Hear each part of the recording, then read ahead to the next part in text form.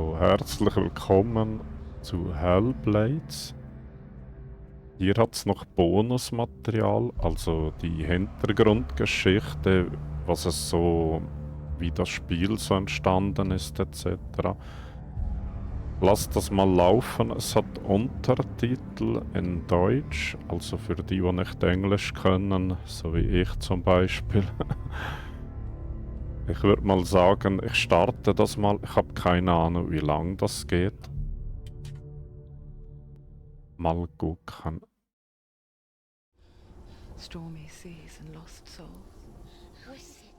Also ich bin gespannt. Mal schauen, was da alles auf uns zukommt. They say dreams are visions of our memories, thoughts and fears, as seen by our inner eye.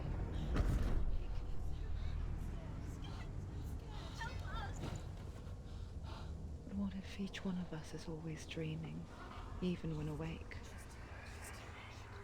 Das ist manchmal noch interessant, wie das Spiel entstanden ist und so.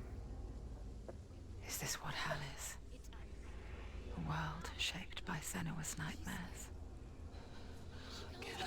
Maybe that's why people fear seeing the world through her eyes. Because if you believe that Senua's reality is twisted, you must accept that yours might be too.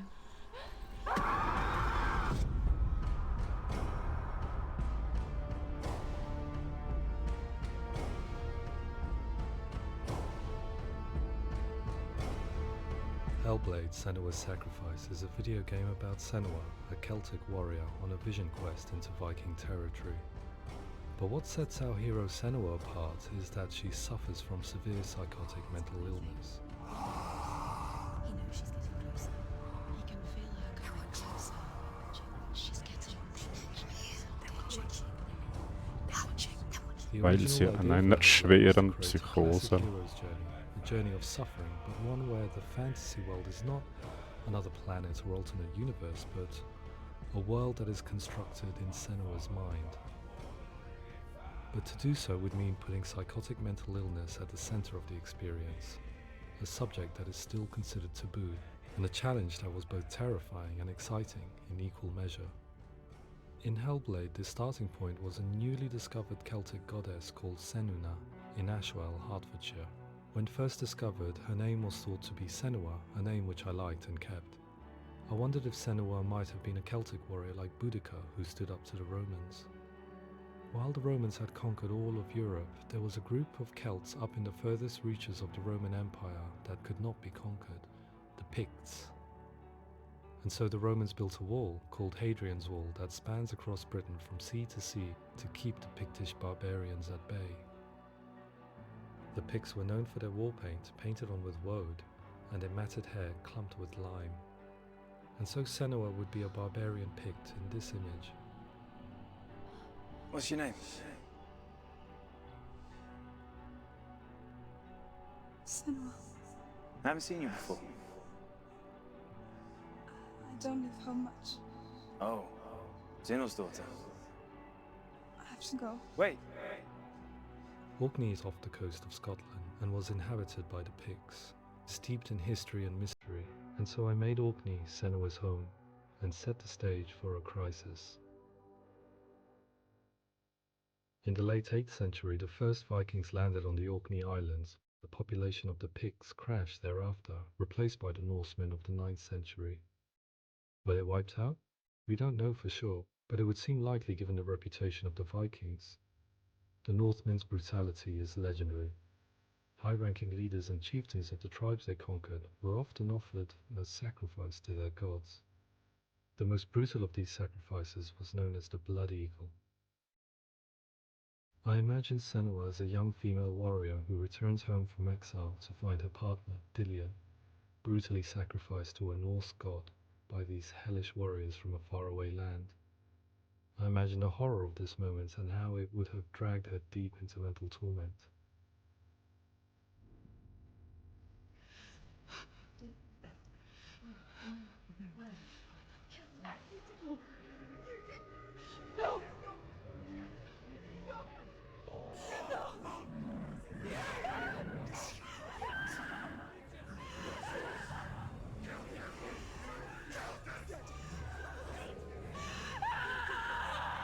came to learn that the Celts had a sophisticated and nuanced perspective on the nature of mental disorder.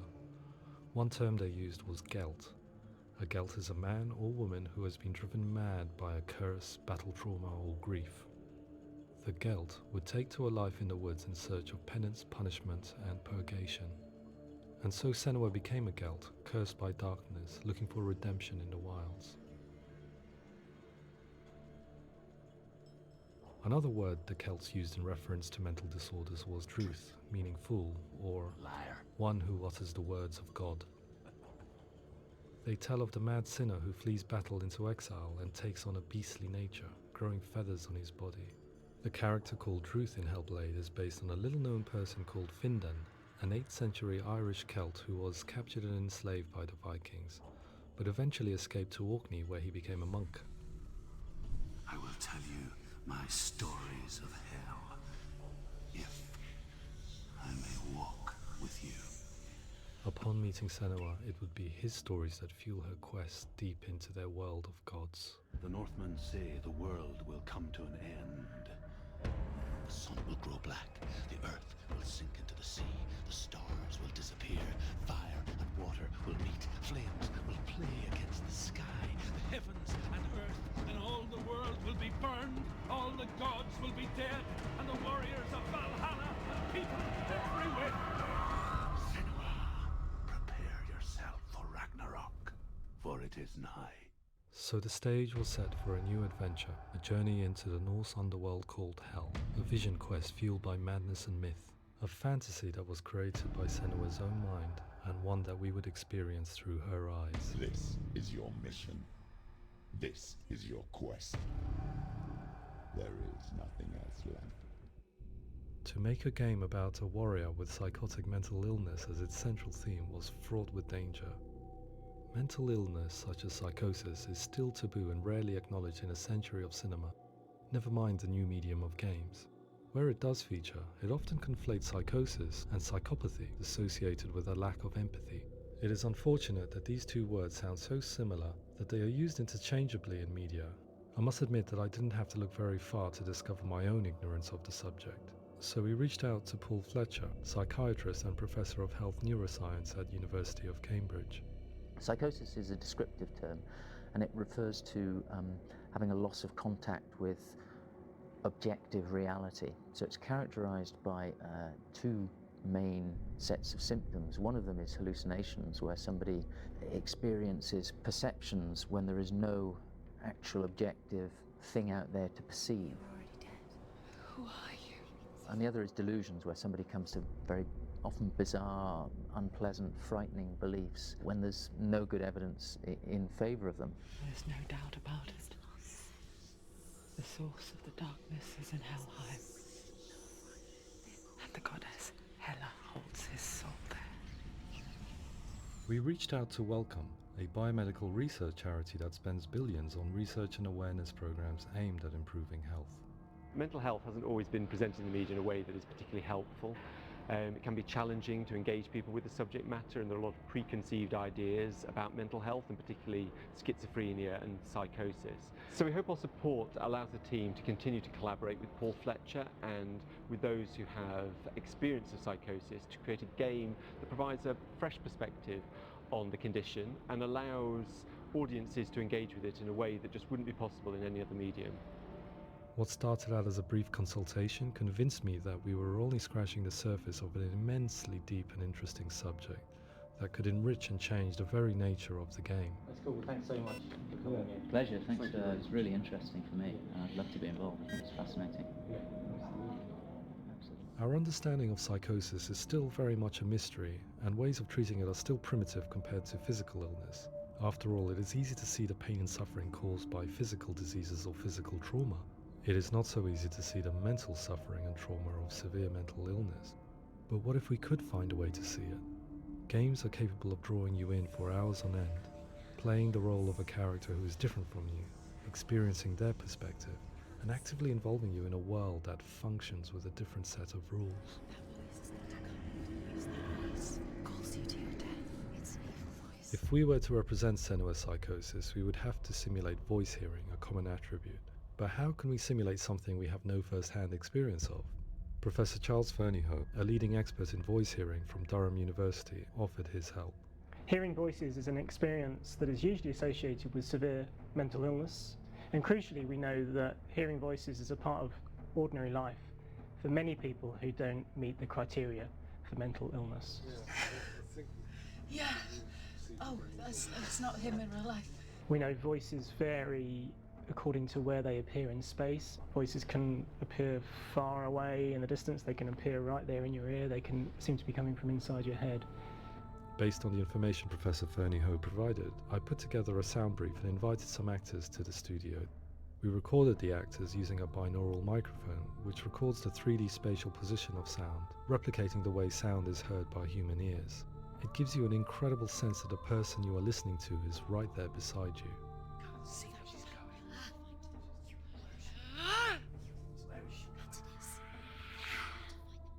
Rachel Waddingham from the Voice Collective came to our studio with 2 young voice hearers to speak to our team. We talked at length about their experiences and they listened to our tests, giving us feedback on how we could improve on it. Everyone hates her. She's cursed. It's very hard to represent what this experience is like, partly because it's such a personal, intense, emotional experience.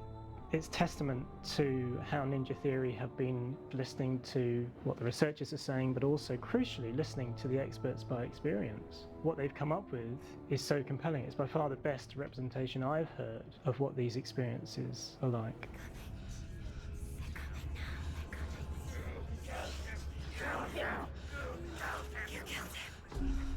Other common attributes of psychosis are visions and flashbacks. We met with Recovery College East, who work with and care for people recovering from severe mental disorders. A group of service users gave us their first-hand account of what they experience. Sometimes when the visions or what we're seeing is too much, it becomes more difficult until eventually we perhaps don't see anything. The people we spoke to, the stories they told, were fascinating, harrowing and mind-boggling. The reality of what people experienced was vivid, far exceeding what I could possibly have imagined. We went away itching to represent some of these visions and flashbacks in the game. As we'll know, my heart is so, love is so far away. Don't you know how I wanna feel deeper? والله خلاص ها. Know how you grow, all these days are killing me. Now I see deep in me insanity das unfolds. Also ich habe ja auch viele Leute kennengelernt, die das selbst hatten. I just wanna feel deeper, deeper.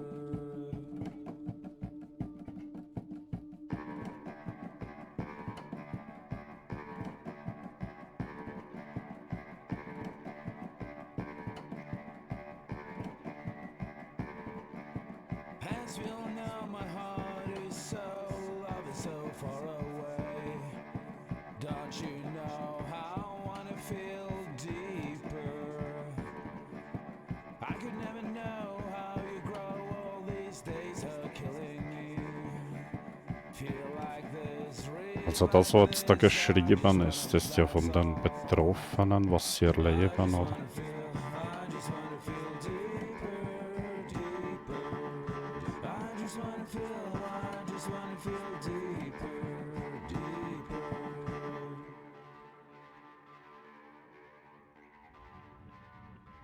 To refine our work, we continue to hold meetings with Recovery College East over the course of a year and a half, showing them what we had achieved so far and refining the in-game representations based on their feedback. With their help, flashbacks, visions and changes in perception were woven into the story and gameplay of Senua. The students that are involved in this project are incredibly excited about being involved. They have described the experience as being important because it values their lived experience and shows that despite what we have been through, all of that experience becomes valid, that actually it's something that we should all be talking about. The experiences described range from beautiful to frightening beyond comprehension. I heard of a girl who has to live with an angry voice screaming at her, slamming on her doors and walls 24 hours a day. I met someone who would often see hanging corpses in a room, so real that she would sometimes try to rescue them. The panic and fear that comes with such visions is entirely understandable, and it can be a living horror for some. Worthless, weak, pathetic. Go on, feel sorry for yourself, because there is no one left to do that for you. I was urged by Longfellow that we should not shy away from showing this horror, and so I was perpetually torn in making Hellblade. Had we gone too far with our representations, or not far enough? Broken and lost. Das hört man aber noch häufig, Leute, die Halluzinationen haben, dass sie tote Menschen aufgehängt sehen. Ich kannte auch jemanden, der das hatte. Just like your soul. Come on.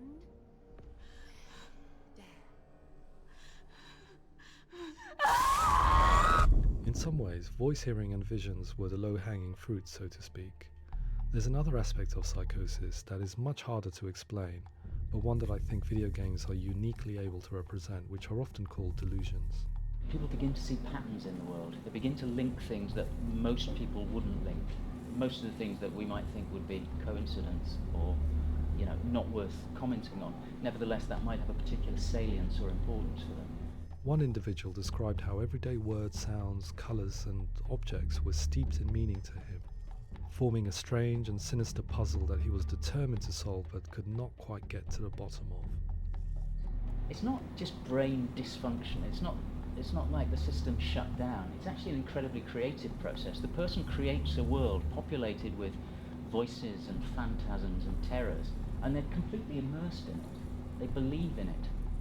We often invite people into the studio to play the game. In one of our playtests, they played through much of the game, making associations between runes, secret messages, and the threat of darkness that stalked them. There are many things that happen in the world of Hellblade that make perfect sense within the context of Senua's mind. The dark rot that's killing her slowly from within, the secret runes of the gods that block her path to Helheim, and strange associations that exist in the game to confuse you. To complete Senua's quest, you have to internalize and accept the logic and meaning behind these things to progress. Afterwards, they said that they didn't see much evidence of mental illness in the game. People with delusions of all sorts would argue the same thing, that they are not aware of their experience being abnormal in any way. I need this sword. It's important. Representing perception changes and thinking patterns within Hellblade gives us a set of symptoms common in psychosis. But people with lived experience were keen to emphasize another point, that it is wrong to define a person by their symptoms. Quite often, the illness comes not from the symptoms, but from the stigma, isolation, and mistreatment that comes about from the rest of society. They say that I'm cursed. What if they're right? I needed someone to portray Senua, someone who could believably internalize her suffering.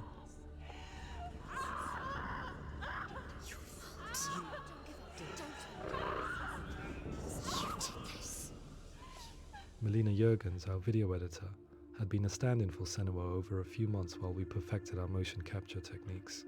Without realizing it, she had already auditioned for the role, and I knew her well enough to know that I didn't have to teach her to act, but to relive her own internal pain.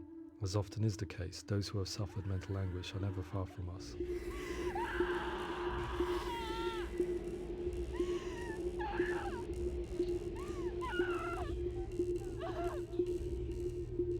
My hope is that by creating a compelling and aspirational character in Senua who feels very much real, albeit in a fantasy setting, we can provide a lens into her reality, a different one to yours, and this is where storytelling comes into play. I imagined her life based on common threads in real people's lives. She was always prone to psychosis as a child. Her mother Galina also heard voices and had visions, so perhaps there was a genetic aspect. Or perhaps it was cultural, as she lived within a world without science, of gods and a superstition, as exemplified by her druid father Zimbal. Psychosis developed in her late teens to early 20s and was exacerbated by stigma and isolation at the hands of the clansmen and her father. This darkness. It's spreading. The trauma of seeing her lover Dillian sacrificed tips her over the edge, making her remodel her reality around a concept that connects everything: the darkness. So the question, is what Senua experiences real? Can only be answered by saying, yes, it is real. It is her reality. All of her suffering will have been for nothing. It's just a matter of time. Towards the end of the project, service users and professionals that had collaborated with us were invited to see the near-final game. It was a chance to see if the game had reflected their views or if it had misrepresented them. For me, being involved in especially developing Senua's character has been really important, and being able to bring in my perspective and what I see and what I hear, and having that built into the game has been a real privilege. It's gritty and it's meaty, and there are some tough subjects in there that are being tackled with honesty.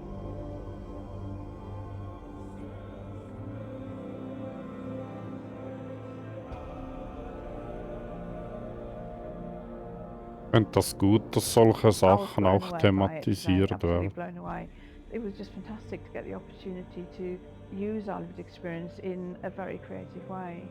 There's nothing tokenistic about the work we've put in. It feels like we've been listened to, things have been taken on board, and I think there was a lot of realism in the game itself, and it feels very authentic.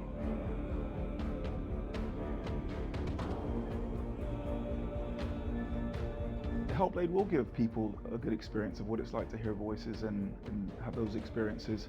I'm glad that the guys at Ninja Theory kind of asked us to come along and help them build an experience that's positive when it comes out, and get myself a copy and have a go.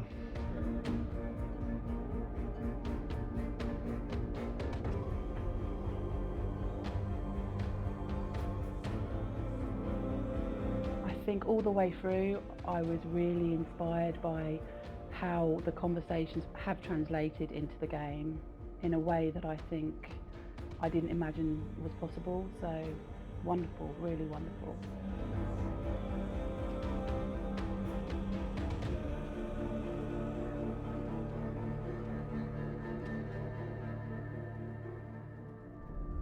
I really hope that others will follow the lead they've set and use the power of something like a video game to change people's perceptions, to increase understanding, and ultimately to make some of the stigma around voice hearing and other experiences go away.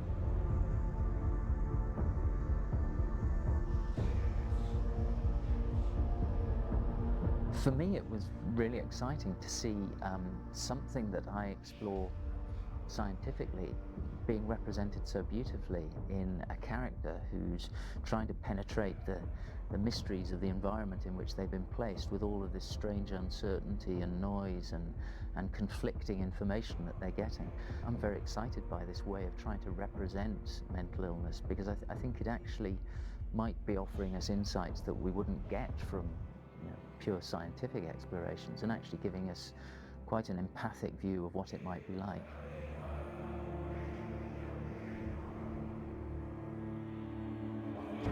Mental illness has been with us for as long as we have been on this planet, but why?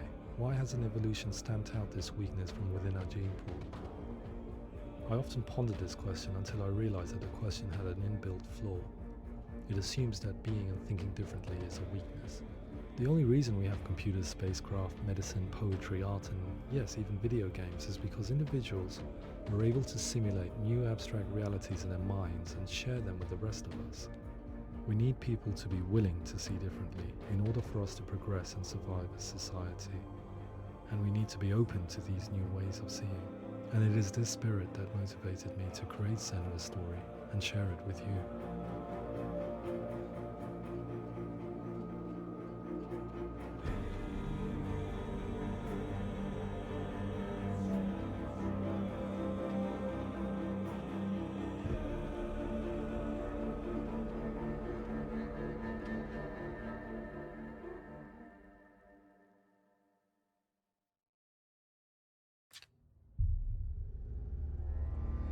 Ende. Ja, es war jetzt interessant, die Hintergründe hinter dem Spiel zu erfahren, warum genau Psychosen etc. thematisiert werden. Was der Antrieb war von diesem Spiel, warum es so, blöd gesagt, ein bisschen halt einzigartig ist in seiner Art. Also ich muss sagen, jetzt wo ich noch die Hintergrundinformationen gehört habe, das Bonusmaterial, kann ich vieles noch besser nachvollziehen. Ich habe ja wie gesagt auch viele Menschen kennengelernt, die so psychische Störungen haben, wie Halluzinationen und so weiter, Psychosen und so weiter. Ich weiß auch, dass es für viele Betroffene ein extremer Leidensweg ist, dass die oft alleine sind. Das heißt, wenn ihr mal jemand in eurer näheren Umgebung habt oder so, wäre vielleicht schön, wenn ihr den auch als Menschen akzeptiert und nicht auslacht und den kaputt macht oder verurteilt oder so. Ich meine, viele haben ja das nicht ausgewählt. Oder eigentlich niemand eigentlich. Das heißt, es wird jetzt ein Teil 2 ja dann noch geben. Das heißt, wenn der ähnlich aufgebaut ist wie Teil 1. Also mir hat es sehr viel Spaß gemacht, das Spiel zu spielen. Eben weil es mal was komplett anderes ist. Oder es ist halt wirklich etwas Einzigartiges. Und in Verbindung mit der nordischen Mythologie, mit der Saga und so weiter, ist das echt gut gelungen. Ich hoffe, euch hat das Bonusmaterial gut gefallen. Ich habe extra nicht viel dazu gesagt, weil es dann nicht viel dazu zu sagen gibt, sage ich jetzt mal. Vielleicht stimmt es den einen oder anderen auch ein bisschen nachdenklicher, wie es so ist, mit so einer Krankheit zu leben. Oder leben zu müssen oder so.